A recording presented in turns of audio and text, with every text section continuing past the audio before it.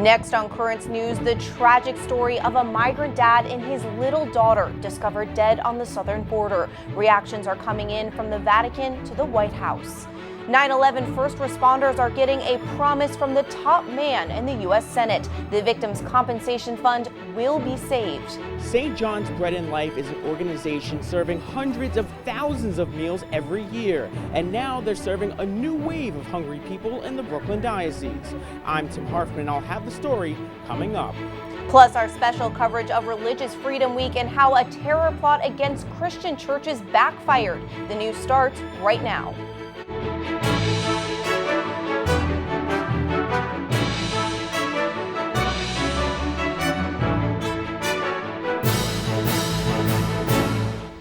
Good evening, I'm Emily Druby. Reaction is pouring in from around the world after the discovery of a dad and his toddler daughter dead at the U.S. southern border. Only the mother survived. The images are sad and disturbing. We want to let you know the pictures of their bodies laying face down in the riverbank are hard to watch. The heartbreaking moment when Tania Vanessa Avalos followed a stretcher carrying away the bodies of her husband and not yet 2-year-old daughter. She was unable to control her emotions. The man and child were from El Salvador. They drowned while crossing the Rio Grande trying to enter the United States. These haunting images of them lying face down on the river's bank have been seen around the world. The child's head is tucked inside her dad's t-shirt and her arm is draped around his neck. They had been swept away by the river's fast-moving currents on Sunday. The U.S. bishops are saying this image cries to heaven for justice. This image silences politics. Who can look on this picture and not see the results of the failures of all of us to find a humane and just solution to the immigration crisis? The family sharing these photos of the victims who are being identified as 25-year-old Oscar Alberto Martinez Ramirez and his 23-month-old daughter Valeria, whose face has been blurred out. The girl's grandmother lives in San Martin, El Salvador. While clutching the dolls the child left behind, she explained why the family wanted to go to America. Since they lived here with me in the same house, they wanted to have their own house, and that was what motivated them. But they didn't make it. At the Vatican, Pope Francis is mourning their deaths, with his spokesman releasing a statement reading, "The Pope is profoundly saddened by their death and is praying for them and for all migrants who have lost their lives while seeking to flee war and misery." The family wanted to apply for asylum but couldn't, so they decided to cross the border by way of the river. President Donald Trump reacting this afternoon to what happened to the father and child. I hate it, and I know it could stop immediately if the Democrats change the law. They have to change the laws. And then that father, who probably was this wonderful guy with his daughter, things like that wouldn't happen, because that journey across that river is a very dangerous journey. They refuse to change the asylum. In 1 hour, we could have it done. With the migrant crisis intensifying, America's bishops are demanding Congress do more, especially to protect children. They're calling for lawmakers to meet their duty and address the needs of kids held in detention. The bishops are also reacting to the reports of overcrowded and unsanitary conditions at border facilities. They say that's appalling and unacceptable for any person in U.S. custody. House Democrats pushed through an emergency aid package last night they say will tackle conditions at the border. It provides more than $4 billion to shelter and feed migrants. Also, money is earmarked to help unaccompanied children. The vote was along party lines. The bill's fate in the Republican-controlled Senate is uncertain, and the White House is threatening a veto. Pope Francis will be celebrating a Mass for migrants on July 8th, the anniversary of his visit to the island of Lampedusa. This morning at the Vatican, the Holy Father praised Mexicans attending his general audience for what the country is doing for immigrants. Yo quiero felicitar a los mexicanos porque son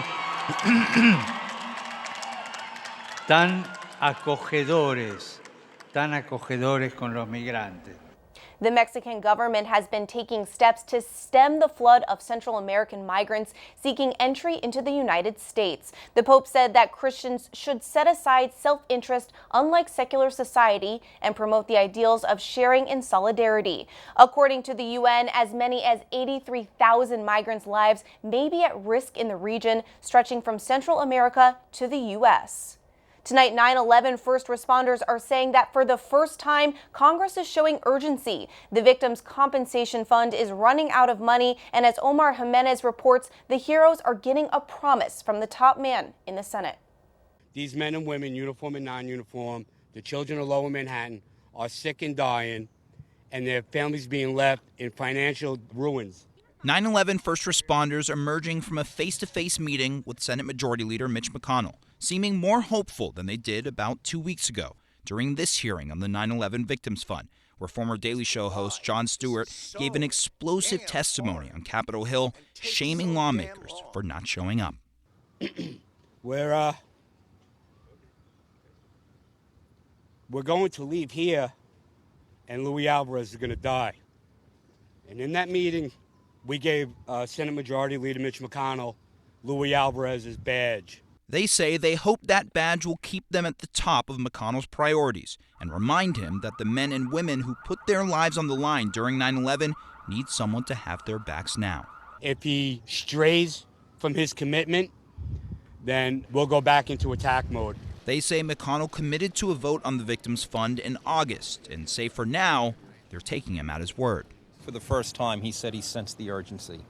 Unfortunately, there's more people sick than the money that exists in the fund currently. We don't care how they do it. We just want it done. Omar Jimenez, Currents News. President Trump, speaking at the Faith and Freedom Coalition's conference this morning, said the attempt to oppress religious believers ended when he took office. Trump told the group, "We're saying Merry Christmas again." He also urged the audience to be active in next year's election. I want to thank you for your voice, your time, and your energy, and to knock on doors and make calls and educate voters and mobilize your fellow Americans. Because with your help, we will soon once again win a historic victory for life, for family, for faith, and for freedom. The president reminded the activists that his administration is not enforcing the law that prohibits churches and pastors from advocating for political candidates. President Trump is lashing out at former special counsel Robert Mueller after the announcement that Mueller would testify publicly. Trump is accusing him of deleting text messages between former FBI agents who were opposed to the president. There's no known evidence to support the president's claim. Mueller has been subpoenaed to appear before the House on July 17th. There's a new wave of hunger in New York, and St. John's Bread and Life is taking action to help out. Currents News' Tim Harfman reports on the latest efforts by the Catholic organization that's based in the Brooklyn Diocese. When Junior Christie and his 18-year-old son Davon are hungry, they turn to St. John's Bread and Life, a Catholic organization in Bedford-Stuyvesant fighting hunger in the Brooklyn Diocese. The Christies never thought they'd have to live in a shelter. But after their New Jersey home was condemned because of fire regulations, that's where they ended up. Due to overcrowding and because they wanted to remain together, no shelter in New Jersey would take them, forcing them to move to Brooklyn. Now in his late 50s, Junior's just grateful for a place to eat. It's a very warm place as far as the people go, and it's the understanding of the community and what's needed. Junior's not the only one thankful for Bread and Life. More people than ever before are walking through their doors. It's a new wave of hungry people. Sister Caroline Tweedy, the executive director of St. John's Bread and Life, says the faith-based nonprofit is on track to serve almost 1 million meals this year. That's up from over 600,000 meals served last year. We're finding that the need is growing, and we're going to be here to help them, and to support them. The need's growing in New York because it's getting harder and harder for everyday people to afford the city they grew up in. Brooklyn is one of the most expensive places to live in the country, and they're underserved communities. And you'd be surprised where some of the folks are. Sister Tweedy says they're mainly in areas with the elderly and working families, forcing them to choose between their next meal and a roof over their heads. Also, gentrified communities. the transformation of neighborhoods where rent eats up paychecks. 1 in 5 New Yorkers face hunger. Most of those people go to work every single day, like Junior's son, Davon. He's not only there for a meal, but he's helping with the need. He's interning at St. John's, serving guests at the food pantry. He says watching his dad receive a good meal brings him comfort. When I'm here, and when I don't see him here, it's just kind of like, where is he at? Is he good? Is he eating or whatever? So seeing him here, making sure he eats and stuff like that is good. Today, Junior and other guests are being treated to a special dish, buttered chicken with chili garlic rice. A different kind of meal that Obed Kawani says helps people feel better about their situation. We might not be able to solve the entire problem, but we can make a day better for one person at a time. At St. John's Bread and Life, they're striving to do that every day. In Bedford-Stuyvesant, Tim Harfman, Currents News. In just a couple hours, Mayor Bill DeBlasio will face off for debate night. The leader of New York City isn't the only local contender taking the stage tonight for the first Democratic presidential debate. New Jersey Senator Cory Booker is also prepping for the big night, along with 8 other candidates. Due to such a large field of contenders, the other 10 will be heard on Thursday. The race for district attorney here in Queens is drawing national interest as a winner has yet to be announced and the votes are still being counted. Tiffany Caban, a young public defender, declared victory late last night after edging out Borough President Melinda Katz by less than 2%. Katz, however, is refusing to concede, but with less than 3,000 absentee and paper ballots left to count, it's unlikely that Katz will secure the position. There's a lot more news headed your way. Our special coverage of Religious Freedom Week and how bombings of Christian churches had the opposite effect from what the terrorist intended. A top official with aid to the church in need is describing the roots of religious persecution and how to eradicate them. Cuban Catholics are praying for a beloved cardinal. We'll tell you why. Do you have a story idea or want to share a tip? Email us at newstips@desalesmedia.org or call our 24-hour number, 718-517-3122. We'll be right back.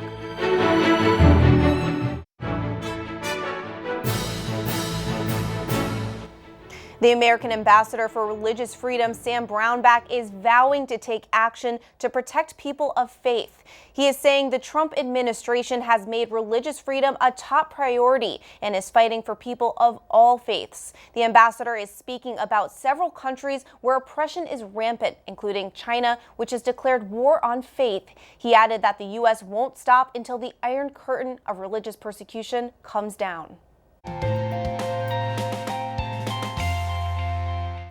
This is Religious Freedom Week in the United States, spotlighting the dangers facing the Christian faith.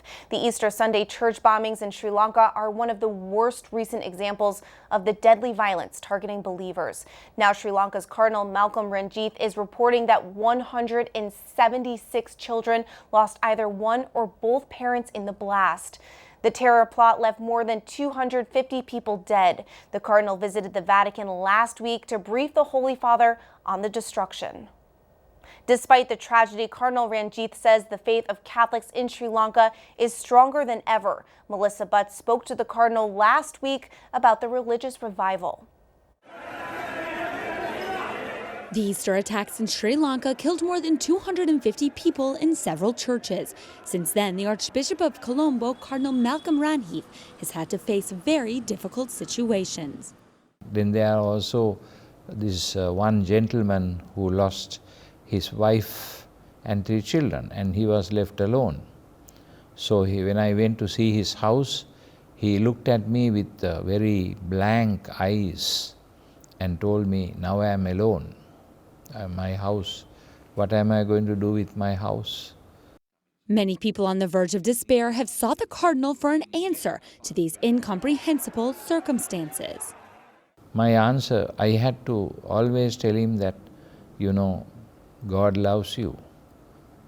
Maybe your wife and your children are now in heaven, and so they will intercede for you.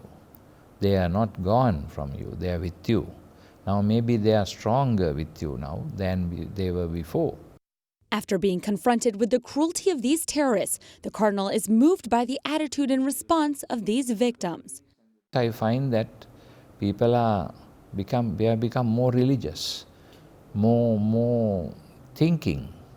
Why? So they seem to have some kind of a very, how do you say, a positive effect also seems to have taken place in the middle of all the crying, all the pain and all the suffering. In addition to words of consolation, the Cardinal demands justice and forcefulness against those who promote radical Islamism. In the meantime, he's working to restore normalcy to the communities. These past days, a team from the Pontifical Foundation Aid to the Church in Need has also visited the Cardinal in Sri Lanka. They want to show their closeness to Christians there during these difficult weeks and assess what more can be done to help the Christian community in the country get back on their feet again. Melissa Butts, Currents News. Aid to the Church in Need is on the front lines fighting religious persecution. This year is the worst on record, with more Christians than ever before dying for their faith. A few weeks ago, Currents News' Michelle Powers spoke to Ed Clancy from Aid to the Church in Need. She asked him about the factors behind the persecutions. Well, it's a number of things. It's economic problems, there is political unrest, and there's also a sense that the people that are doing it are more emboldened to attack Christians with almost impunity. So these are all coming together to make Christianity a target. And it seems that 2019, according to Aid to the Church in Need, may be the bloodiest year yet. That quite so. We have at least 5 major incidents since the year began. We had the Salika attacking in Central African Republic, killing people and driving 20,000 people away. There was the bombing of the cathedral in Holo. There's been the Fulani herdsmen in Nigeria. There's the Hindu nationalists who burned down a church, a school in Tamil Nadu in India, and they beat the nuns that were teaching there. And then in Sri Lanka, there was the bombings on Easter Sunday that killed scores of people. And then the latest, the deadly attack in Burkina Faso. Can you tell us of what's going on in that country there? Well, Burkina Faso is a very poor country, and its borders another poor country, Mali. And between the two of them, there's a lot of both poverty and also corruption. And so because of this, the governments there are not able to deal with some of the insurrection. Since 2012, there's been a movement within Burkina Faso by Islamic extremists to go after Christianity and other people, animist people. And so this is all building up now, and then there was the killing of 5 parishioners and a priest. But it's not the only thing that happened in Burkina Faso. There was also a Salesian priest killed in early February. A week before, about a month before the bombing, the shootings, there was a same thing happened at Pentecostal church. And then there was also priests that have been kidnapped, and we don't know where they are. So this is not uncommon, unfortunately, in Burkina Faso. So what countries do we see the worst persecution, and others, have they improved at all? Well, it's an interesting question, because some of the places where there's the worst, there's also some improvement. For example, Pakistan. Pakistan has been among the worst in the world for many years. And there's been improvement, obviously, because of Asia Bibi's, her sentence being turned over, and also the fact that now she was freed. But it's a blessing and a curse at the same time. Whereas Asia Bibi is free, but she spent 10 years in jail. There's 187 Christians facing similar charges, 25 in prison, and their prison sentences can go on forever, even without trials. And so this is a common thing in a place like Pakistan. So they have improved, and yet it's not good there at all. You can only improve if it's bad to begin with. Right, if you come from the bottom, you can only go up. Right, exactly. So how do we change the tides of this? How do we stop people killing for faith? Well, one of the things that has helped, and the example of Pakistan, is education. The governor of Punjab, who spoke out immediately after Asia Bibi was sentenced, was assassinated. He was a Muslim, and he was killed for saying that Asia Bibi was wrongly accused and also wrongly convicted. But it turns out he was a gentleman who went through Catholic schooling all his life. So he had a sense of who Christianity was and who the people are and what it was really about, and he was able to say something about it. So I think that's one thing. And the other thing is political pressure that we can put on as governments, but most of all for us faithful to pray and to support these Christians, to keep them hopeful and let them know that they're not alone. So pray, support, political change, and that's the answer, education. Education, yes. All right, Ed, thank you so much. You're very welcome. Thank you. Great. According to Aid to the Church in Need, 61% of the world's population live in countries where the right to religious freedom is obstructed or denied. 20,000 Catholics in South Korea prayed for peace on the 69th anniversary of the Korean War yesterday. The Korean Conference of Catholic Bishops held the Mass at Peace World Park. As they prayed for peace, protesters in Hong Kong took to the streets again, this time with a global message. They are calling on the world's most powerful countries to put pressure on China to drop the extradition bill. Catholics in Cuba are praying for the former Archbishop of Havana, Cardinal Jaime Ortega. He's battling terminal cancer. The Archdiocese says they have received countless calls and messages about the 82-year-old Cardinal. One Cuban parish posted on their Facebook page that Cardinal Ortega's health has become extremely weak and that he is expected to pass at any moment. The Cardinal played a vital role in reestablishing relations between the Vatican and the Cuban government. Still to come on Currents News, an Archbishop describes how an abuse survivor saved his life. A remarkable discovery that will help in the rebuilding of the Notre Dame Cathedral.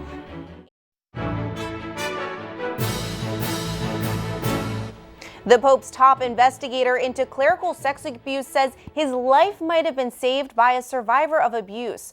Archbishop Charles Scicluna said during a radio interview that while he was investigating Bishop Juan Barros in February 2018, he felt abdominal pain.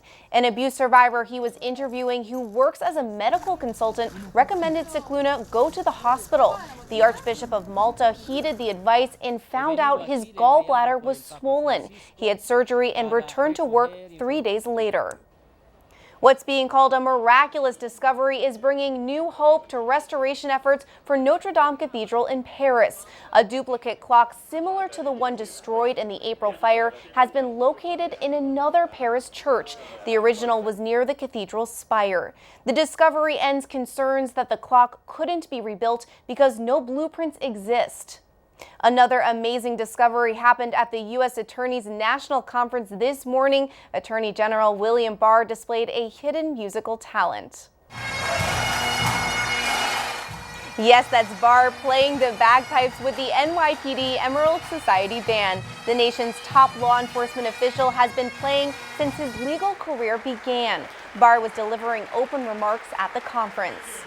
A heroic pup who has helped in some of the world's most destructive natural disasters has officially retired. 10-year-old yellow lab Fredas has helped in the search and rescues during the devastating earthquakes in Mexico in 2017, Ecuador in 2016, and Haiti in 2010. The famous image of the lab padding through rubble in goggles and booties has become a symbol of hope for many. Fredas was officially retired by the Mexican government on Monday, given a chew toy to symbolize the beginning of her new life. Finally tonight, a father's difficult dilemma when he caught his daughter driving on the wrong side of the road. Excuse me, ma'am. Oh, God. License, registration. That is Orlando police officer Alex Kipp, who was returning home from work when he spotted his 10-month-old daughter, Taylin, in her toy car driving the wrong way. Jokingly, he put his lights on and pulled her over. Thankfully, since she was a first-time offender, Kipp let Taylin off with a warning. That is Currents News. I'm Emily Drewby. Thank you for joining us because we are putting your faith in the news. Hope to see you again next time.